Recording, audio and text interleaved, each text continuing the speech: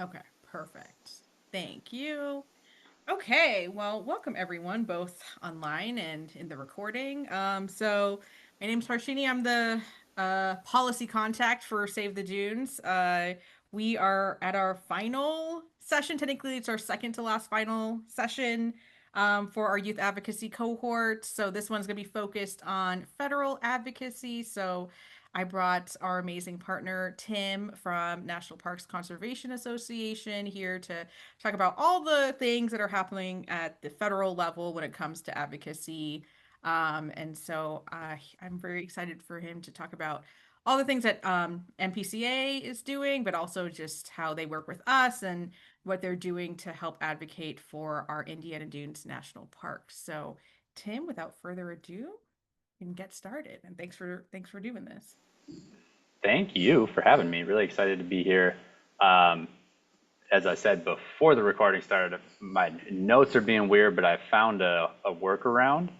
Um, but that's going to require me to have my head turning multiple directions. So if I'm looking off into space, it's because I'm looking at notes or you guys, which are on one screen, and then I got the presentation on another, which I will share here soon. Okay. All right, we're looking at a pretty fall trail. Excellent. All right. So thank you, everyone. We're going to talk about federal advocacy here for national parks. I understand that you have been learning about advocacy on different scales, whether that's in local communities, with municipalities at the state level. So we're going to take that to the kind of most, the least connected scale, in that the decision makers here are largely those in Washington, D.C., which of course far away from folks in Indiana. But there, I want to assure you all that this is something that is accessible and you can be effective doing from your homes. So we'll get started. Just want to mention who I am. So I am Tim Kenning. I am the Midwest Program Manager with the National Parks Conservation Association. We're a nonprofit based in Washington, D.C., but I work in Chicago. That's a picture of our building there. If you're ever downtown and if you're a Chicago Blackhawks fan, their team store is in the first couple floors of our building, and we're there. That's where you can find us. And I've been at NPCA for 3 years now. I have a background in politics and policy, and I love my job because I get paid to advocate for these really outstanding natural resources for our shared history. And I think that's like a really special thing that we, as a country, have decided that our most beautiful and historically significant places should be owned by the American people and open to all and for everybody to access. So that's who I am. I want to run through, this is kind of overview of how things are going to look for the remainder of the time we have together today. I want to talk about working at the federal level specifically in terms of advocacy, and then I want to talk about NPCA's approach to advocacy, what that looks like, because while a lot of our work is on the federal side, as you've probably seen in your other experiences with Save the Dunes, is that the lines between advocacy on the federal level and the state level and municipal levels, they all kind of blur together at points when there are goals you're trying to achieve that maybe can't be reached by just reaching one level. So we're going to talk about that. And then if we've got time, I've got a case study where I can kind of demonstrate what this all looks like in practice for something I've been working on. And this here is petrified forest in Arizona. It's near the Grand Canyon, so that's a national park there. Okay, so on the federal side of things, I want to talk about, just kind of get a baseline of the National Park Service and our national park system, just real quick here, and then kind of tie that into why federal advocacy is necessary for the parks. So just quickly, National Park System has been called the best idea America ever had. And when I'm talking about national parks, I'm talking about all 433 units of the system. That includes places like Indiana Dunes that have national park in the name. But for those who can think back 5, 6 years ago now, when Save the Dunes was a national lakeshore, it was still a unit of the national park system at that time. And there are other national lakeshores, national seashores. I list here battlefields, historical parks, national monuments, all are units of the national park system. So I guess for the remainder of this, when I'm talking national parks, I mean any of those, not just the big name national parks like Yellowstone, Yosemite, things like that. And a couple other things on Park Service. It was established, so there were national parks prior to there being a National Park Service.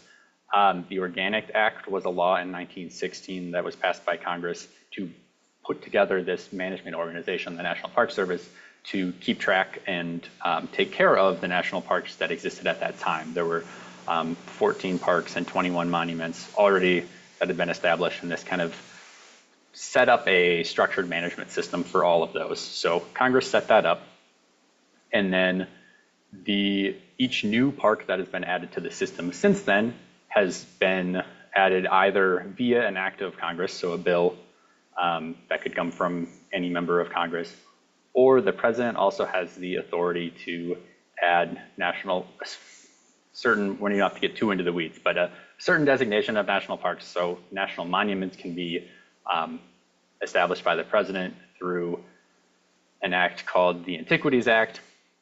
So president can make national parks. That Antiquities Act powers that the president have are granted through the Antiquities Act, which was a congressional act. So really it all traces back to Congress here. And that's kind of the point I want to make here, is that national parks, in terms of their management, establishment, all that exist because of congressional action. Even the ones that are technically established by a president, the president only has that authority because Congress grants that to them. So now we got this Park Service today, as I said, 433 units, thousands of employees, hundreds of thousands of volunteers that make these places function, so that when you visit, you get to see these really incredible spaces.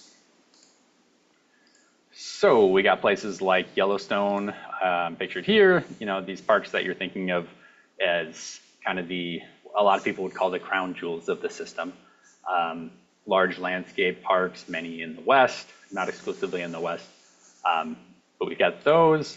But we're also talking about urban parks. This here is in Philadelphia.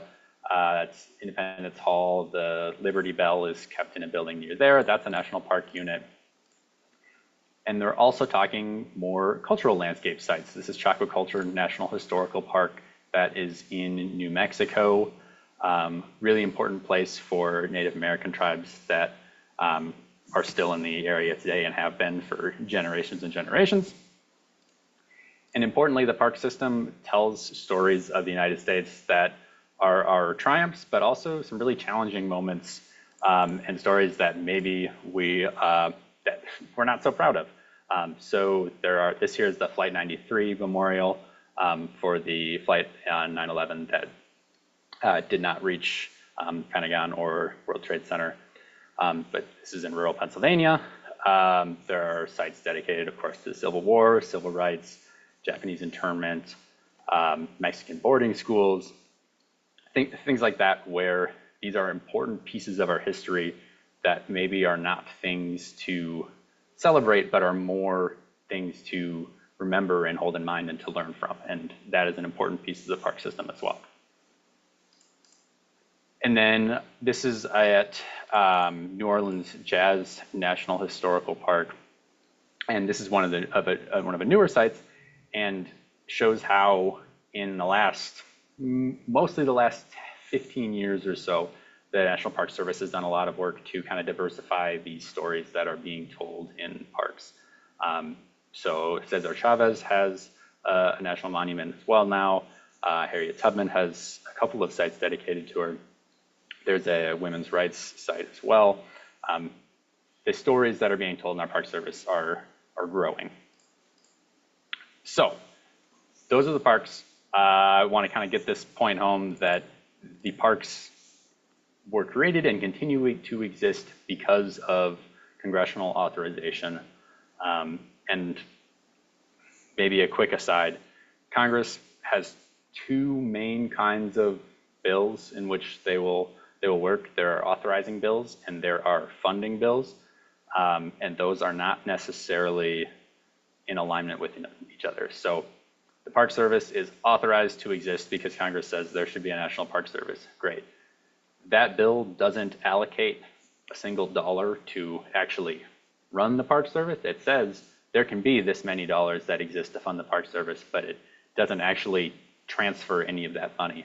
A separate funding bill is needed to actually put that money into the Park Service's hands. So there's Congress can authorize all kinds of things, and then they actually fund those things. And the Park Service, of course, relies on both of those to be able to do their job. I'll also add that for the most part, lands within national parks are owned by the federal government.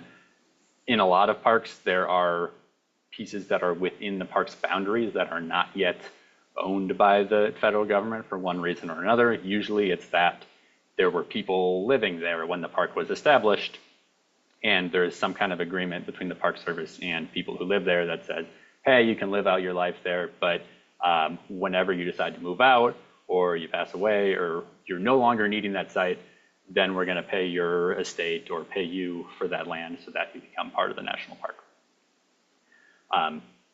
But for the most part, parks own, the federal government owns land within parks. And then why is this all a federal responsibility and not states' responsibilities or the cities surrounding parks? And that's because in the way that this is set up in the Organic Act, the law that started the Park Service, it laid out that our national parks are places of national significance. So that's an important prerequisite for anything that is added to the park system. So they are then supported on the national level by our federal government because these are national stories, nationally significant places that are to be taken care of. So that's why things are pushed through Washington for our national parks. I'll pause for a second. I know we've got Thamar live. If you have any questions, I am open to those right now before we keep moving, or we can keep going now. But I want to pause for a second just in case there were questions because that was a lot.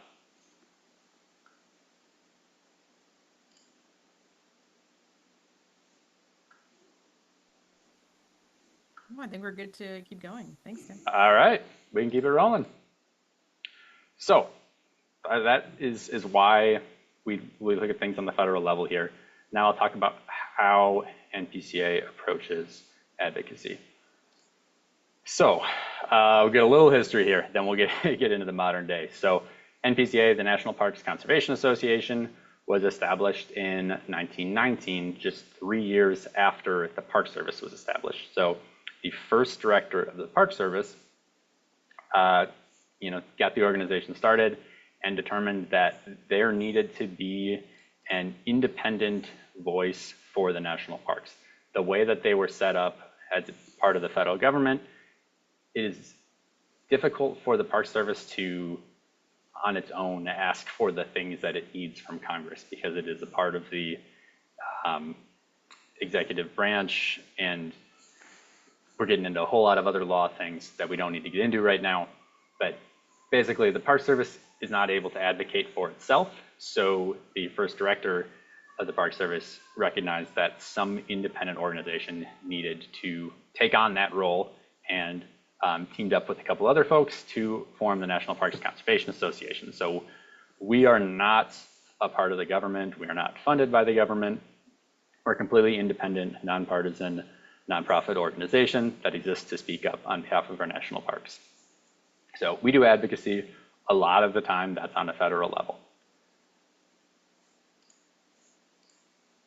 Okay, our mission is, in a quick sense, to protect and enhance national parks. That's what we do. That photo down of that building is our headquarters in Washington, D.C.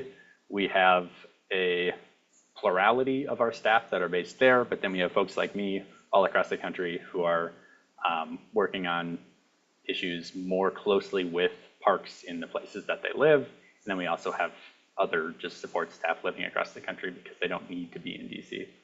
And then we are a member-based organization. So we have 1.6 million members and supporters. And when we sign onto a letter or when we talk to members of Congress, we will always say that we are speaking on behalf of our 1.6 million members. That gives us a lot more strength than the 200 or so of us staff that exist. We have the buy-in of this 1.6 million people that want to stand up and advocate for our parks as well. And that's an important part of our kind of message when we're meeting with decision makers. So how we think about our advocacy is oftentimes in a campaign. So when we talk about an advocacy campaign, it's something that's going to be at the very least 3 years. So these are long-term things. 3 years would be real quick. It's often much longer. Kind of say that national parks exist in the forever business, right? They're supposed to set aside land resources in perpetuity.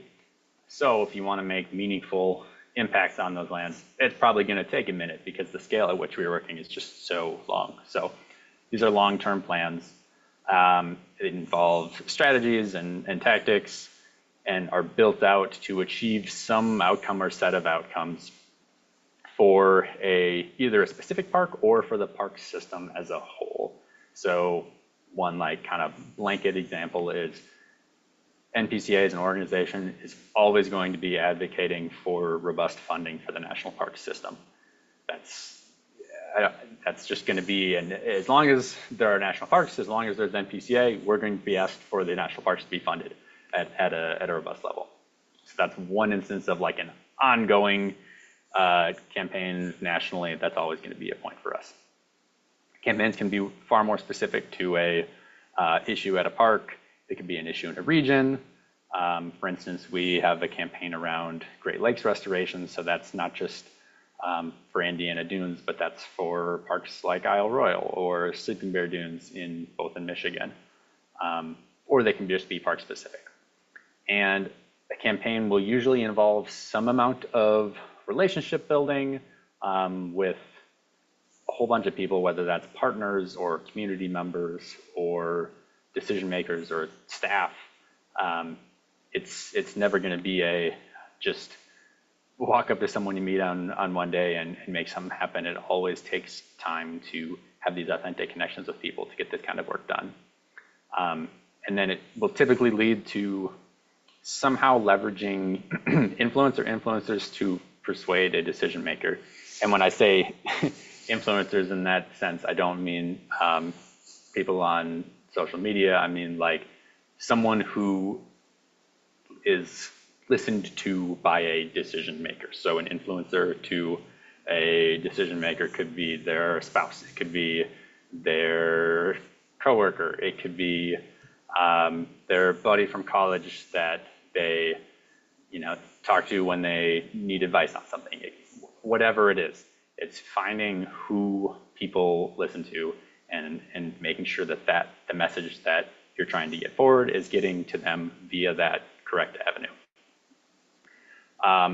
There are a lot of ways to bring this kind of influence about, but kind of like I mentioned before, a lot of what we do relies on elevating the voices of not just us, especially people who like this is their job to advocate, but of people who are just folks who like visiting national parks, or people who you don't even necessarily have to visit them, just to like the idea that national parks exist in the country is good enough, or as a space to provide good habitat for wildlife. Whatever your reason is for national parks, the perspectives of people who are just citizens who are engaged and passionate about this is really important for moving decision makers.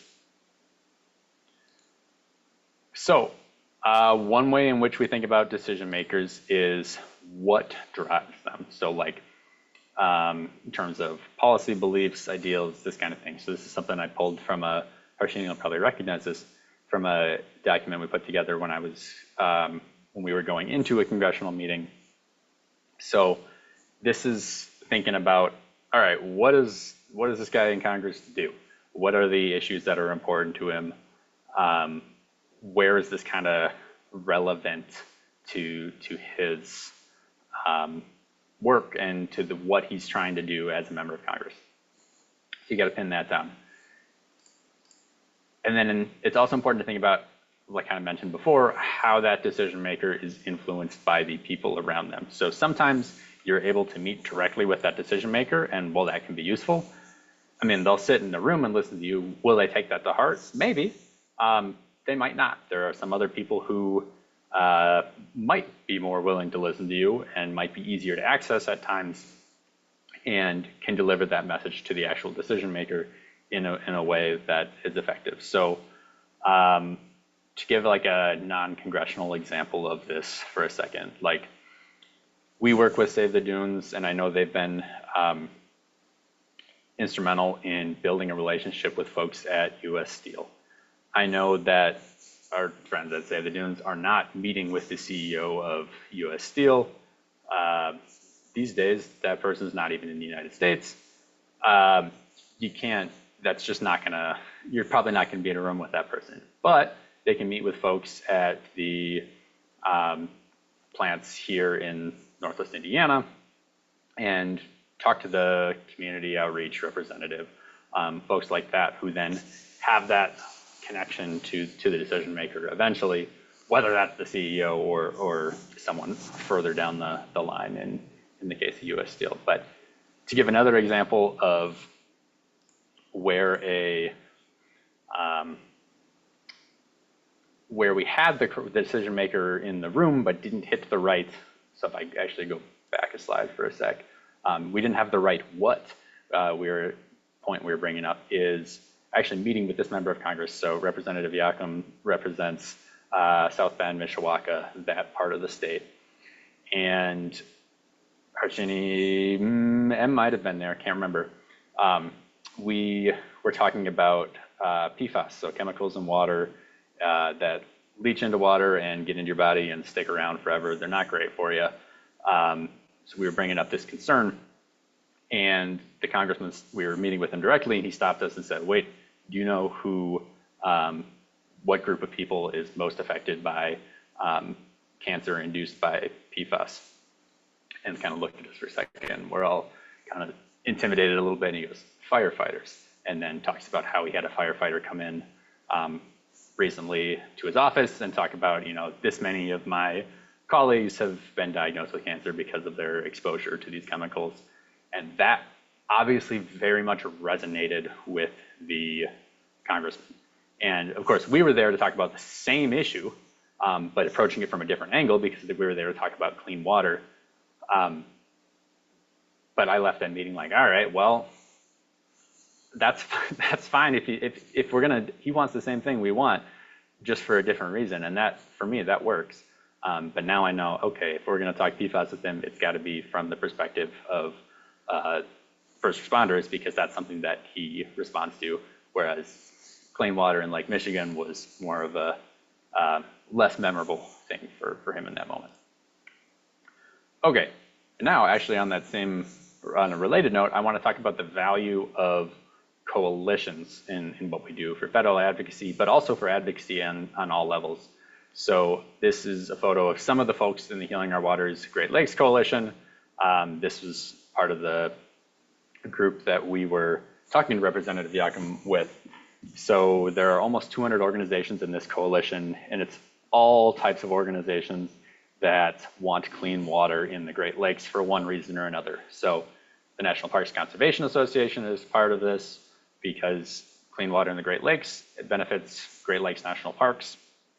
But there are also groups in here who want clean drinking water for cities that are near the Great Lakes and rely on the lakes for their water.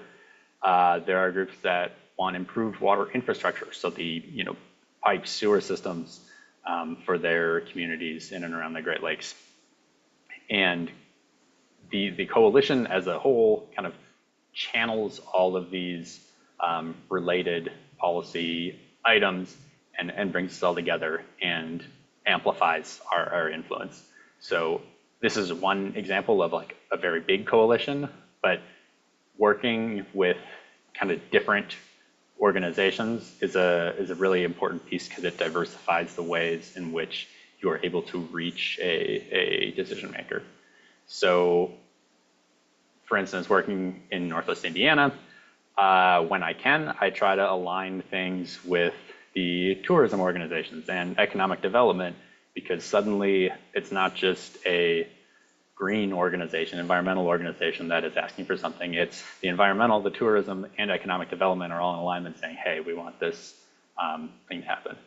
And that is far more powerful and kind of gets at three different angles all at the same time. So just kind of an example of that. So coalitions are important. The structure of NPCA and how we approach federal advocacy. So I mentioned we have our plurality of our staff in Washington, D.C. So we're a national organization in that sense, in the sense that we've got folks all over the place. Our connections to the Capitol Hill and also administrative staff at the Department of the Interior, which oversees the National Park Service, also in Washington, is what kind of makes us or puts us in a relatively unique lane among organizations in which we work, because we are both in DC and out in the landscapes with parks. So we have the folks in DC who are regularly on the Hill meeting with congressional offices about overarching national priorities of like park funding, or they're talking about specific issues. And when they do that, they talk with the regional staff as well, and we often get brought into those as well. So that's that second group there around the parks. I'm a regional staff member, and I work with organizations like Save the Dunes, who are, working within one kind of more acute landscape around Indiana Dunes National Park. I also work with other parks in the Midwest as well, and then I also work with park staff directly on issues, whether that's and kind of I talk to park staff about the issues that they're seeing on the ground, and then I take all that in, and when I talk to decision makers, members of Congress, I can kind of recall those concerns and strategize on ways to address them, and then bring those to members. Okay, I want to do just a quick example of like how that infrastructure all comes together, using Pullman National Historical Park, which is on the far south side of Chicago in the Pullman neighborhood between 111th Street and 115th, just west of Lake Calumet. If you have not been, you should go. It's a wonderful place to visit any time of year. For a long time, well, we don't need to get into this. We don't have time to get into the story of why Pullman is significant. If you want to know why it's significant, you should go and visit. You'll learn the whole story. But basically, for a long time, the state of Illinois owned this property. This building you can see behind the folks in the foreground. State owned this. They owned the land around it, had a giant fence up, weeds everywhere, just kind of rotting away. And there were plenty of local folks who wanted this place to be preserved. It's an important historical institution. Okay, so the state wasn't doing that, lacked the funding to do so. It was determined that this place had national significance, and we here in Chicago worked with folks on the ground, had held all kinds of community meetings led by many of the people in this photo, and we then worked with our team in Washington to achieve a national monument designation from President Obama in 2015. So I mentioned earlier that presidents have the ability to designate national parks. That's what President Obama did for Pullman on a freezing February day. Said Pullman is a national monument now, and they transferred a portion of this building behind these folks to the National Park Service so that there was a physical footprint in which the Park Service could operate. So they have a visitor center in there now. So that was in 2015. This photo is from 2023, yes, because at the end of 2022, Pullman, a law passed through Congress to change the designation of Pullman to being a national historical park in the similar way to how Indiana Dunes changed from a national lakeshore to a national park. Um, and what that did for Pullman was gave it a few more technical kind of powers within the Park Service. Um, but importantly, it established it as with a congressional designation, which is far more difficult to undo than a designation through an executive order by the president, which had initially established the park. So to get this piece of the puzzle put together, again, look at all the people in this photo. These are all part of the coalition that got this through, and it involved our staff in Washington as well. We've got some of our Midwest staff here, but there's members of Congress in this photo. There's the aldermen, there's Park Service people, economic development people. It takes groups like this to achieve these kinds of designations. And this is something that, like, to bring all these people together and put the pieces together such that they form this is kind of the role that NPCA plays in a lot of campaigns like this. So we don't, I mean, we have no real like authority on our own. We can't make Congress do anything, but we can, our role is to push things and to put things in positions such that Congress will act in our interest, to align our interest with the members of Congress we are trying to influence on the federal level, so that we get the thing that we are looking for. So then you end up with things like Pullman National Historical Park. This is just a photo of what the inside of that building looked like a few years before. Let's see, this was probably 2016 or 17, I'd have to say. But you can see there's like bushes growing inside, and it looks kind of like a cave that is propped up by steel. If you haven't been, again, you should go. It looks a whole lot better now. They've made a lot of progress since designation. Okay, I'll pause again there because this is like a whole case study I can get into here, or do lightning round on it because I'm looking at time. But I want to pause. Questions at all on how we do federal advocacy, or why we do it, or kind of how we operate, or really anything I've touched on thus far?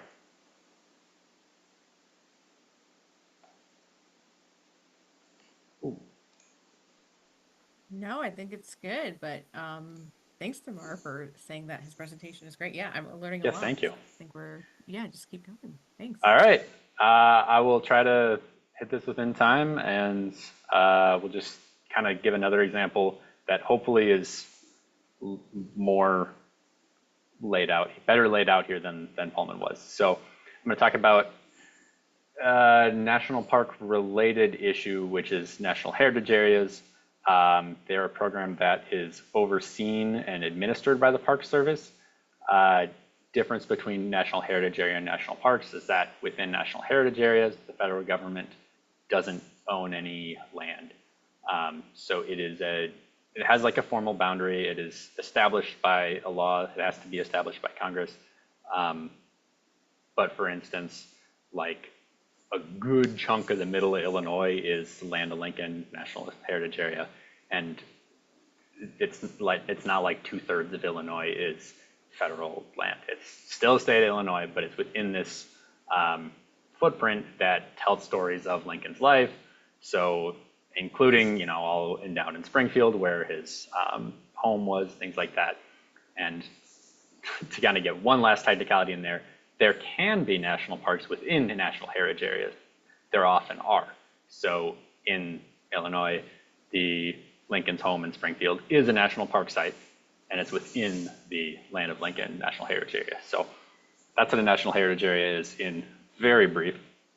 And this is something that NPCA advocates for in a lot of cases because they can bring together and enhance the national parks that exist in those places. So the Calumet National Heritage Area would be, to kind of put it on a map, most of Lake County, a good chunk of Porter County, LaPorte County, kind of towards LaPorte, Michigan City is definitely in there. And then over on the Illinois side, kind of carved over by Blue Island, and the southeast side of Chicago. So this area, obviously a lot of steel heritage there, general industrial history, um, tons of stories of immigrant communities through the 19th, 20th centuries, and still today. And then also this kind of story of how humans and the incredible natural environment here have interacted and shaped one another. So that's what this would be. Now, there we go. How do we get this national heritage area? So this is something that requires an act of Congress to exist, and there are a couple ways kind of that we get an act of Congress to get through. First is you got to demonstrate that people want this. Especially it's got to be constituents of the members of Congress. And I've got a slide a little bit later that shows exactly who all we're talking about. But there have been local organizations. The Field Museum in Chicago has been a great advocate of this for 25 years. There are local folks who have been doing the work to say there should be a national heritage area here in Northwest Indiana and the southeast side of Chicago. So the role that NPCA has played in this is we have written support letters for these organizations in supporting this designation, and we helped with the input, providing input on a feasibility study that was put together to see how viable this heritage area could be. So community engagement is critical to this, right? You don't want to put forward this designation without having talked to the people that live in the area, because chances are there are going to be questions. Not a ton of people know what a heritage area is or what that implies offhand. And many people are, when they hear about being in something like this, they're like, well, is the federal government going to take my house? No, they're not going to take your house. But that's it, like, people are concerned about that. So you got to make sure that you are doing the work to get out in communities and talk to people before you start trying to throw this, big law on top of them. And you want, also for another way, you want the decision makers to hear about this from a lot of different perspectives, kind of like I mentioned before with coalitions. So I said NPCA wrote a support letter, has written several support letters in support of this.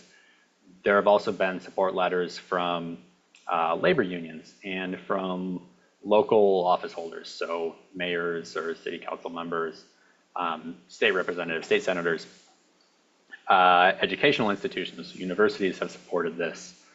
All kinds of different kind of organizations that represent many different sectors, tourism organizations support this, and that's showing that broad support for something is an important piece of the puzzle here. Okay, so let's say you get this member of Congress. In this instance, let's focus on the Indiana side, Congressman Mervan, so representing Lake County. All right, let's say he's, tells you he supports it, and which he's been doing for this for a long time. We need more than just his thumbs up on this. We need him to actually pass a law, which takes a little bit of work. And there are lots of things that members of Congress support, but don't necessarily have the bandwidth on their staff, or there's just a lot going on. They're asked to cover all different kinds of issues, and they can only prioritize so much. So you got to make something a priority as well, and convince their staff that this is worth spending time on it. Let's make sure that this happens. This is going to be a win for you. And that's kind of the way you have to convince them that, no, you're not just doing this because we as NPCA or we as the partners in the Calumet Heritage Partnership want this to happen. It's, no, the Calumet Heritage Partnership wants this to happen, and this is good for you because it would boost tourism in your district, and it would allow for the cohesive interpretation of sites in Northwest Indiana that, to someone who didn't have any interpretation for them, wouldn't know that these were important historical sense, right? So to lay out those benefits and make it seem as though, or lay out the reasons for which they are valid and worth the time of that member of Congress is an important piece for this. You got to make the priority for folks. And then you got to get it through Congress. So this is the group that we need on board for this. It's quite, usually it's not this many that are critical for support, but such is the case when you're dealing with a heritage area that crosses state borders, and then partially because of the way that Illinois' congressional districts are drawn up, chances are you're gonna scrape a few. So those first three folks on the top left there are, well, actually, first three on the, let's separate this a different way. The 6 all on the left. So top left is Robin Kelly, then Jonathan Jackson, then Sean Casten, then going down to the bottom left is Danny Davis, and then the 2 senators from Illinois. Those are all the Illinois folks, 4 representatives, 2 senators, all Democrats. Then you've got the Indiana side, those 4 on the right. Congressman Mervan's the second from the right there. Then Congressman Yakum, who I mentioned before, represents South Bend and Mishawaka, is next to him. And 2 in the bottom right corner, Senator Banks and Senator Young. Other than Mervan, those other 3 are Republicans, and Representative Mervan's a Democrat. So you got 2 states, 10 members, both parties represented, and you got to get them all on the same page. And for us and for our partners in this, this has been a game of political whack-a-mole. As soon as you get 8 of them to say, okay, I'm ready, let's do it, this is the bill we want, you'll have 1 or 2 raise their hand and say, actually, could we change this one thing? And then you're back to switching things and playing the same game. So it takes coordination to bring this many folks together, and we are doing that. Like, I work on this as well as with our staff in DC who meet with these members' offices in DC. I've met with their local staff. I've met with their DC staff on this. And then we also have partners in Northwest Indiana who actually, tomorrow we have a meeting with one of these, our partners has a meeting with one of these offices. And we had a different partner had a different meeting in DC with another one of them earlier this week. So it's just coordinating things on our end, both in and around the area and then in DC as well. And then let's say we can get all these folks on the same page. That's awesome. That takes a lot of work and is one thing to be celebrated. Then you also have to deal with these folks here. So these are different congressmen, none of whom are from Indiana or really anywhere close. Up in the top left is Bruce Westerman. He's from Arkansas. Next to him in the top row is Jared Huffman. He's from California. Bottom left is Mike Lee. He's from Utah. And bottom right is Martin Heinrich. He's from New Mexico. And these are committee staff who oversee, top row is House, bottom row is Senate. They oversee the natural resources committees. So a heritage area bill and most bills, not all, but most bills that affect national parks will go to the Natural Resource Committee in their respective chambers. And if anything is going to see the light of day, it needs to go through a committee and be heard. And these 2 men on the left determine what gets heard in their committees. So someone needs to get through to them that this heritage area bill is worth their time after we've already worked right to get all these folks to determine that it's worth their time. So usually how that works is we do hold meetings with these folks individually, but another effective way is to talk to this team, which now we're going to call our champions, and say, hey, Congressman Mervan, thank you for your support on this bill. Could you please talk to Congressman Westerman to get this on the committee schedule, and then have their staffs to talk to each other. And that's going to be more likely to be an effective way to get things done talking directly. Because we meet with these, we NPCA meet with these offices regularly, we are able to pull some things in, but we can't pull all of our legislative priorities through to them directly because there are just too many because we're working all over the place. All right, so let's say we get these guys rolling, all right? here's what you would need for a heritage area bill. You'd need it introduced, not necessarily in both chambers, but it would be much easier if it were introduced in both the House and the Senate. You'd need it to be heard in a committee. It would likely get referred to a subcommittee as well. It needs to be read there as well, and ideally voted on in some way. Full committee would be great. I'm not getting into the full details here because it's not too important at this moment. Just a style line. There's a long process. And then chances are nowadays a bill like this is not just going to pass on its own. While it technically could, you could just have a Calumet National Heritage Area Act pass.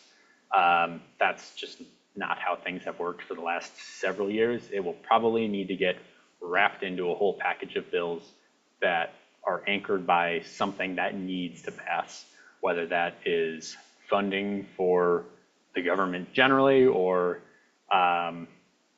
another example of a bill that needs to be passed is the National Defense Authorization Act. That's something that's going to pass every session, and you can attach other things to, usually, that then will have a chance at going through. Then you get that giant bill, an omnibus, signed into law. There you have your national heritage area, and it was just that simple. But it's not, because then when you say you get authorized, all right, great, you're a national heritage area. If you remember 35 minutes ago when I said that there are kind of two main kinds of bills from Congress, those that are authorizing and those that are appropriating, attaching money to things. So just because you have a national heritage area doesn't mean it's getting funded. So you would need to get some funding as well. So that would be another advocacy push. And I have to check the dates on it. At some point, the entire program that manages the national heritage areas is going to expire, and that's going to need to be reauthorized. So if you're going to have a heritage area, you need the heritage area program. And that's all to say that the advocacy for this stuff continues, because things are set up in such a way, it's just that's kind of the way forward, is that if you just leave these things on their own, they are not going to move. So you gotta be vigilant, and that's where organizations like ours, have stayed in business for over 100 years here. There's plenty to do for the national parks. Okay, that's what I've got. I will pause again. Any questions you guys have? Also, feel free to, my email is there. I'll put it in the chat too if you have any questions later. Happy to answer those. And thank you all for listening to me talk on end like that. And this, of course, is park in St. Louis, Gateway Arch National Memorial is its official name. Oh my gosh, thank you. I learned so much. Like, I feel like I should have probably known every single one of these points, but I did not. So I am sure that everyone here learned a lot as well. So first of all, thank you, Tim. I will open it up to questions if anyone has any.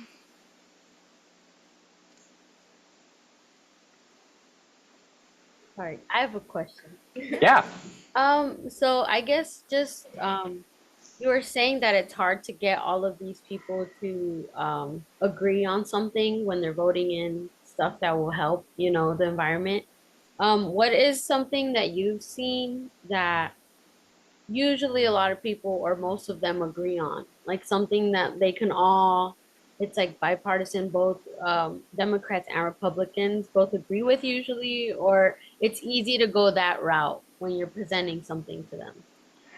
Yeah, I think in the space in which I work, I'm actually, and despite what I've said, we're in a pretty good issue space in which the environment is a little more partisan. National parks and Great Lakes are two things that enjoy pretty good bipartisan support, more than a lot of issues nowadays.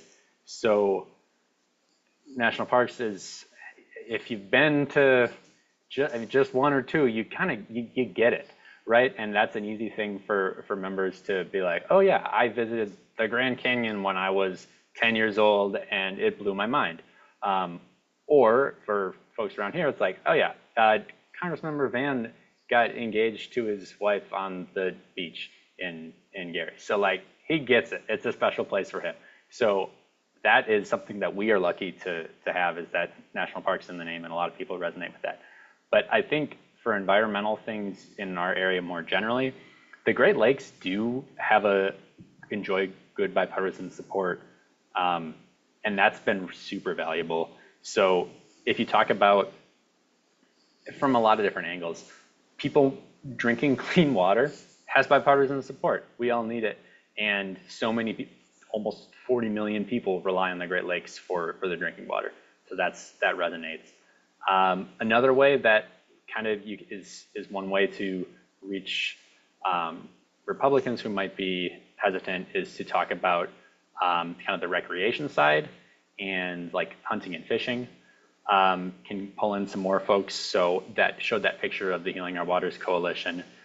Ducks Unlimited is a great partner in that, and we have different reasons for supporting habitat restoration, right? They want great habitat for ducks so that people can hunt the ducks. I guess we would want the habitat restoration just kind of for the ducks. But if that means more dollars are going into restoring the lakes, like that's a good thing. So working in partnerships in that way has been able to help us get members of both parties together. And as we always like to say when we go to DC, bringing up the economics, nobody hates to hear that investments are good investments to be making. So I feel like that's been sort of our go-to answer when we're like, well, what do we bring up to them that they're going to care about? Everybody likes to know things are worth their money. Yeah, that's a great point too. Especially, it's a little trickier in our area, but national parks in more remote places are like anchors for the like local economies. So like for instance, Voyageurs National Park it's like north central Minnesota. It's on the Canadian border, and it's kind of the main thing for a ways in a while. So folks who go up to that part of the state are going to visit that park, and the restaurants there, the hotels there rely on that park for their economic enrichment. But in Indiana Dunes, it's a little certainly has an economic impact, but it's a little trickier to parse that out because it's in an urban area. There's so much other stuff going on as well, right? Yeah, absolutely. Thank you. Any other questions? I had a question more about like your day-to-day work, and like I wanted to know like how much research are you guys doing like in the back end? Like what would your like how would your breakdown be? Like would it be 20% research, 50% communicating, advocating, like the rest meeting with people, you know? Yeah, no, that's a great question. I would say there's not a kind of uniform answer for people who work at NPCA because we have different kind of specializations. So I would say someone like Doc for myself, I don't do a ton of research. I do a lot of meeting with folks, and I do a lot of like strategizing and piecing together like, all right, I want Z to have, and how do I get from X to Y and Y to Z? At the same time, though, we have people on our staff who are like pretty much full-time scientists who put together reports on air quality or on wildlife. We've got, and I don't fully understand where this is going, but I know we've got a guy in the southeast who has all of these devices he's putting up in the woods to listen to the birds there. That's some part of research. And someday he's going to put out a report and I'll go, okay, I get it now. But for now, I know that he goes out in the woods and puts things on trees to monitor bird noise. That is not something I do. But that's kind of, we have different kind of roles within the organization. Yeah, great question. Any other questions? Okay, well, thank you again, Tim. I think he put Yeah. his email in the chat. So if you have any other questions, feel free to reach out to him. Also, if it's more comfortable, feel free to reach out to either me or Em. I do bother Tim a lot with a lot of questions. So Don't bother. we're We talk to each other. that's very sweet. So yeah, so thank you again for talking about all the things that NPC is doing. If you are curious, we do, as Tim mentioned, work very, very closely with NPCAs, particularly Tim. I would say he's our closest federal partner, Aw. particularly when it comes to the national parks. So I was like, is it a good or bad thing considering what's been going on? Like it's both, I guess. Like it's just like there's been a lot of stuff going on with the national parks this year. So but yes, thank you so much for just giving a glimpse into what you do every day to help protect our Indiana Dunes National Park. We really appreciate it. We appreciate your partnership. So yeah, with that, I will thank everyone for joining us. This is technically our last official session. The next session is just going to be for the cohort, for you guys to tell us how we did and maybe what you will take away from all of our partner presentations into the future, any future advocacy initiatives that you do. We're curious now that you've kind of learned from everybody, including Tim today, about all the things that you can do in the region, particularly in the in Lake County, but also just in Northwest Indiana in general, how you can get involved and be an advocate for the Indiana Dunes. So, with that, I will say thank you and looking forward to seeing you all in October. Thank you all. Thank you so much. Thank Thanks. you. Great spending Bye. time with you guys.